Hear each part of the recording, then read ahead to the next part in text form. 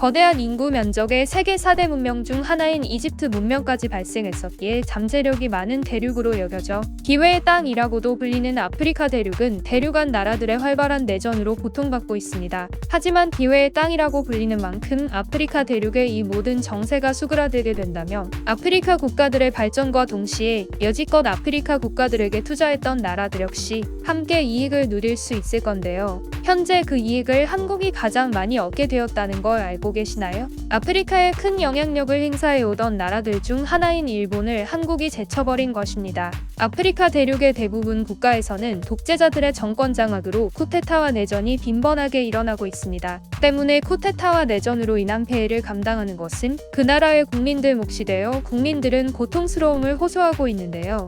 이에 많은 국가들은 이들의 생활을 지원하기 위해 꽤 오래전부터 아프리카를 대상으로 원조를 진행했습니다. 하지만 아프리카의 원조를 지원하고 있는 대부분의 나라들은 단순한 호의가 아닌 목적을 가지고 원조를 지원하고 있었는데요. 미국과 유럽 등의 국가는 기술을 지원하는 대신 아프리카의 천연자원 발굴권을 가져가는 등 제국주의 시절의 약탈 버릇을 버리지 못한 모습을 보였습니다. 중국의 경우도 마찬가지인데요. 중국은 겉으로는 아프리카에 많은 금액을 투자하고 있는 것처럼 경제 원조로 위장을 하고 무상 원조를 제공한다 했다가 태세를 받고 돈을 갚으라고 압박하며 지불할 능력이 없으면 자산을 가져간다는 등 자본 침략을 꾀하고 있는 것처럼 보였습니다.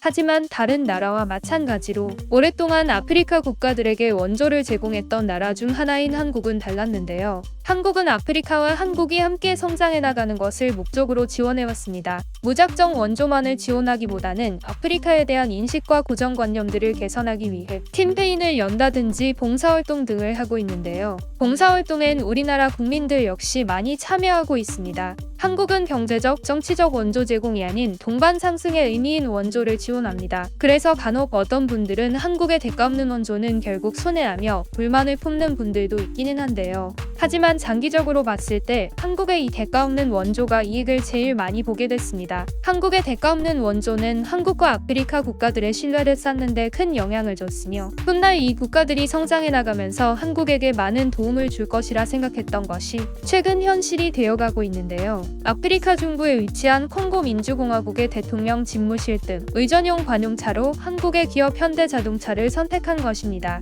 의전용 차량이 될 차량은 성능 기본이고 안정성까지 보장되어야 하기 매우 까다로운 선발 과정을 거치게 됩니다. 그렇기에 의전용 차량을 외국에서 수입하여 올 경우 해당 나라와 돈독한 신뢰관계가 필수인데요. 하지만 한국의 경우 오랜 협업과 대가 없는 원조를 통해 쌓아온 신뢰 덕에 의전용 차량 공급 계약을 쉽게 해낼 수 있었습니다. 뿐만 아니라 가나자동차 시장의 비율 50% 이상을 한국산 차량이 차지하고 있습니다. 그 외 라이베리아와 이집트, 남아공 등에서도 한국산 차량이 불티나게 팔리고 있는 상황인데요. 콩고 민주공화국과 맺은 의전용 차량 공급 계약 덕분에 아프리카 내에서 한국산 차량의 위상이 높아진 것이라 판단됩니다. 아프리카 국가들이 하나둘씩 한국산 차량만을 수입하자 혼자서 아주 배아파할 나라가 있죠. 바로 일본인데요. 일본도 앞서 말씀드린 국가들처럼 아프리카의 원조를 지원하는 나라입니다. 일본의 자동차 회사인 도요타는 한국보다 일찍이 아프리카 자동차 시장에 진출하여 많은 수익을 올리고 있었는데요. 외신들이 아프리카 자동차 시장을 일본이 다 휩쓸고 있다라고 표현했었을 정도로 아프리카 자동차 시장 내에서 일본산 자동차가 큰 비율을 차지하고 있었습니다. 그런데 최근 아프리카에서 한국산 차량에 열폭된 인기로 배합하고 있는 일본이 포착됐는데요. 특히 콩고 민주공화국의 한국산 의전용 차량이 일본의 배아픔 주범 같습니다. 그렇다고 해서 일본이 한국을 다시 이기기엔 오랜 기간 동안 아프리카 국가들을 압박해오면서 잃어버린 신뢰를 되찾기가 하늘의 별 따기 수준으로 어려워 보이는데요. 이 모든 결과는 한국이 원조를 받던 나라에서 지원하는 나라가 되기까지의 경험을 바탕으로 누구보다도 아프리카 국가들의 마음을 잘 이해하며 도와줬기 때문에 얻은 결과라고 생각합니다. 한편 원조로곤 받아본 적이 없고 침략, 약탈, 지배 등의 역사를 가진 일본이 아프리카 국가들의 마음을 이해했을 리가 없습니다. 비로소 한국과 일본의 위상 차이는 나날이 벌어질 것으로 예상됩니다. 오늘 영상은 여기까지이며 시청해주셔서 감사합니다.